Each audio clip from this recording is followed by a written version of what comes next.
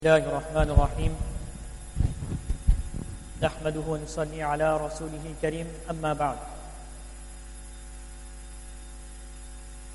Abdullah ibn Muhammad ibn Jahash radiyallahu anhu nous rapporte qu'un jour les Sahaba radiyallahu anhum ils étaient assis avec le prophète alayhi salatu wassalam et au même moment donc arrivait un janaza pour donc l'accomplissement de la salat mortuaire. Et à ce moment-là, le prophète sallallahu alayhi wa sallam, il a eu un comportement un peu spécial. Il a levé son regard au ciel, il a directement donc rebaissé son regard et il a mis sa main sur son front. Et le prophète alayhi salatu wa sallam, il a dit Subhanallah, Subhanallah, quel sévère avertissement.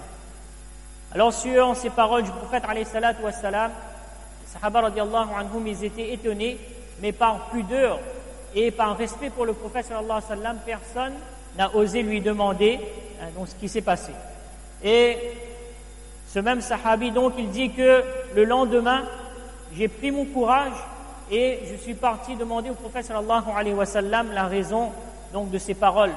Donc il dit au prophète d'Allah, qu'est-ce qui est si sévère? Quel avertissement Allah subhanahu wa ta'ala il t'a révélé?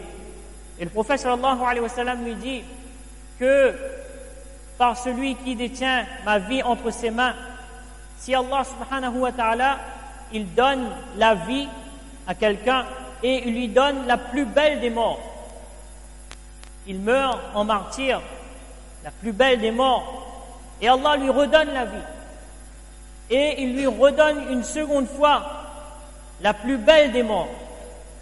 Il meurt en martyr encore une fois. 3 fois le prophète sallallahu alayhi wa sallam, il a répété cela. Et ensuite, il a rajouté, et qu'il meurt avec cette mort-là, cette mort qui est, donc qu'on doit retenir, cette mort-là qu'on a envie, mais qu'il a laissé derrière lui des dettes, wallahi, il ne parviendra pas au paradis. Mes frères, chacun de nous, le prophète Allah subhanahu wa ta'ala, il a créé différentes personnes sur terre avec différentes situations financières également. Et donc d'emprunter de l'argent ou bien donc de faire des transactions.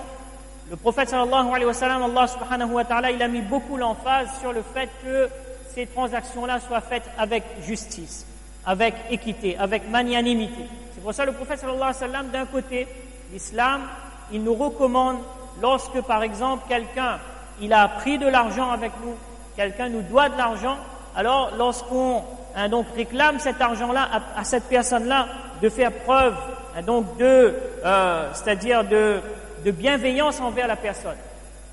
Le prophète sallallahu alayhi wa sallam, il nous dit rahimahullahu rajulan samhan idha ba'a wa idha ishtara wa idha iqtada, que Allah subhanahu wa ta'ala il fasse miséricorde à la personne qui vend, à la personne qui achète, c'est-à-dire lorsqu'elle paye la marchandise, et à celui qui réclame sa dette. Dans un autre hadith, le prophète sallallahu alayhi wa sallam, qu'est-ce qu'il dit à propos des dettes, à propos du créancier et donc de la grâce et de la magnanimité du créancier, celui qui fait preuve de bonté lorsqu'il réclame son argent, ou carrément lorsqu'il voit que la personne est dans une situation où c'est difficile pour lui de payer et qu'il efface la dette ou bien qu'il diminue la dette, Allah subhanahu wa ta'ala lui accordera une place sous l'ombre de son trône le jour de Qiyam. Donc on voit que d'un côté Allah subhanahu wa ta'ala et le prophète alayhi salatu wa salam, ils ont mis l'emphase pour le créancier, donc de faire preuve de bonté envers les débiteurs.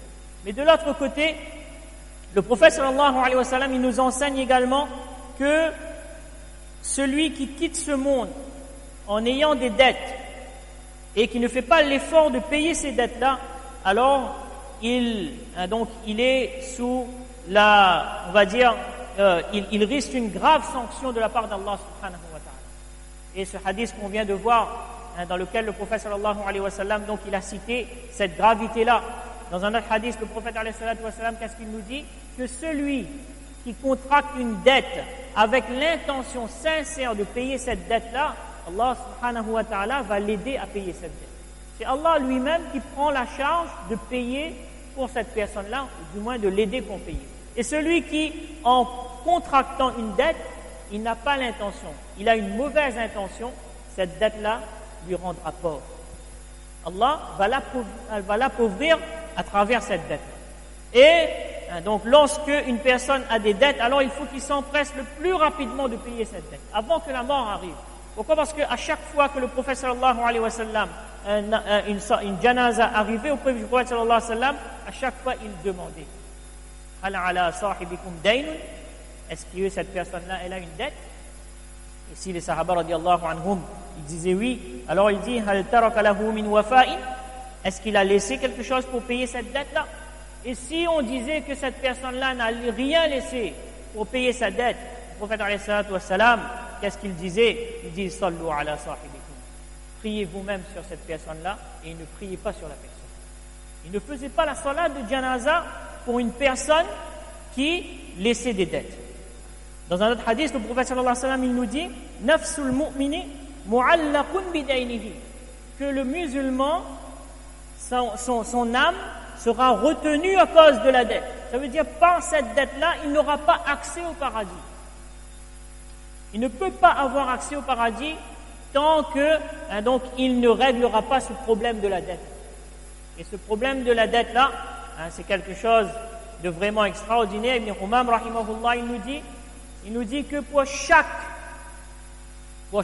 dirham, pour chaque pièce, pour chaque petite somme qu'on aura laissée derrière, ça veut dire que le jour de Qiyamah, on arrive et on a une dette envers une personne. Et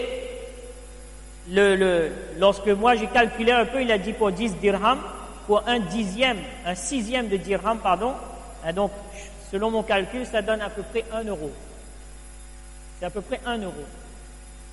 Il dit que pour 1 euro, on aura à rendre à la personne 700 salats avec jamaat. Ça c'est un aqwal de nos salafus salihin. Donc, il dit que 700 salats avec jamaat, si on quitte ce monde avec 1 euro de dette. Donc, chacun d'entre nous de bien comprendre que c'est quelque chose d'extrêmement sérieux et d'extrêmement sévère. Que lorsqu'on quitte ce monde-là, alors au niveau de nos mu'amalat, au niveau de notre vie professionnelle et de nos finances, qu'on soit vraiment clair. Parce que les autres péchés, tous les péchés qu'on fait par rapport à Allah subhanahu wa ta'ala, c'est Allah qui va régler ce compte. Mais celui qui arrive devant Allah subhanahu wa ta'ala avec une dette, il aura affaire à la personne. Et ça sera plus difficile. Donc Allah subhanahu wa ta'ala, il nous donne tous compréhension de ces quelques paroles-là. Et pour finir, donc, un récit de Ali radiallahu anhu qui doit nous montrer également le comportement qu'on doit avoir. Le comportement que les sahaba radiallahu anhum, ils avaient face à cette sévérité-là et comment ils avaient l'envie, ils avaient donc c'est-à-dire cet enthousiasme-là, donc d'enlever, de tirer une autre personne donc de cette embrouille-là également. Et dès qu'un janaza est arrivé, le prophète sallallahu alayhi wa sallam, il a posé la même question. Et lorsque les sahaba, ils ont répondu que cette personne-là n'a pas d'argent, Ali radiallahu anhu qui était là, donc il a dit au prophète d'Allah, moi je vais sauver cette personne-là. N'importe quelle personne qui réclame une dette sur cette personne-là, alors donc cette personne-là doit me réclamer de l'argent. Pourquoi? Parce que je ne peux pas priver cette personne-là de la salat janaza du prophète alayhi salatu wassalam.